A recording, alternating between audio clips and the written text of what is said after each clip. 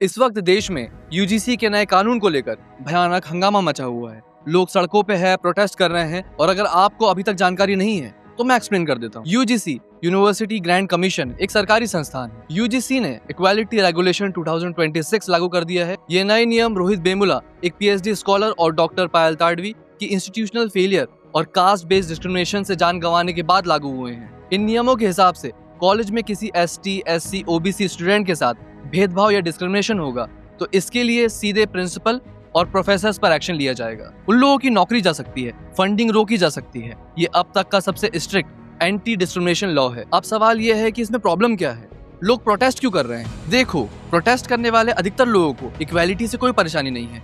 उनकी मुख्य चिंता है इन नियमों के मिसयूज होने को लेकर। मतलब जनरल कैटेगरी को ऐसा लगता है कि ये कानून एक हथियार बन जाएगा, किसी भी प्रोफेसर का करियर एक झूठी कंप्लेंट द्वारा खत्म किया जा सकेगा। और जिन्हें भी ऐसा लग रहा है उनकी चिंता बिल्कुल सही है। पर मैं आप लोगों के साथ एक एनसीआरबी का डाटा शेयर करना चाहूंगा। 2023 एनसीआरबी की रिपोर्ट के अकॉर्डिंग भारत में होने वाले कुल रेप केसेस में से 17.8% रेप केसेस ऐसे होते हैं जो मेरिटलेस और फॉल्स पाए जाते हैं। और सबसे शॉकिंग कि कुल किडनैपिंग केसेस में से 60% केस ऐसे होते हैं जो मेरिटलेस और फेक पाए जाते हैं। और ये डेटा प्रूफ है कि लॉ का वेपनाइजेशन होता है। पर सवाल ये है कि क्या उन 60% फेक किडनैपिंग केसेस के कारण किडनैपिंग लॉ खत्म कर देना चाहिए? या कुछ लोग रेप लॉ का मिसयूज कर रहे हैं तो क्या हम बाकी 82% सच्चे विक्टिम्स को सुरक्षा देना बंद कर दें? Of course not. So the solution is not to remove the law.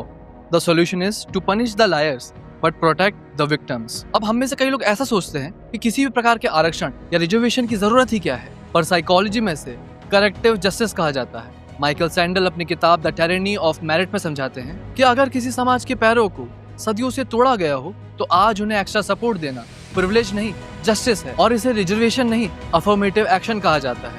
ये लॉ उनके लिए कोई हथियार नहीं, उनके लिए एक सिक्योरिटी लेयर है जो उन्हें सदियों से नहीं मिली। और सेंथिल मुलेनाथन अपनी किताब स्केयर सिटी में ये प्रूव करते हैं कि जब कोई स्टूडेंट कास्ट, क्रीड, रिलीजन, किसी भी प्रकार का डिस्क्रिमिनेशन फेस करता है तो उसका दिमाग कॉन्स्टेंटली सर्वाइवल मोड में रहता है। और इस स्ट्रेस की वजह से उनका IQ 13 पॉइंट गिर जाता है। और इसके बाद जब आप कहते हो कि let them compete on merit without reservation, तो आप एक थके हुए दिमाग को एक फ्रेश दिमाग के साथ परिस्पर्धा करवा रहे हो। और ये आखिरी बात कि हम सब में से कई लोगों को ऐसा लगता होगा कि ये रिजर्वेशन देने वाली संस्थानों को बंद ही कर देना चाहिए, क्योंकि आज के दौर में कहाँ हो रहा है डिस्क्रिमिनेशन, कौन कर रहा है भेदभाव। आप ऐसा सोचते हो, मुझे इस बात की बहुत खुशी है। आप ऐसा सोचते हो क्योंकि आप ऐसे हो।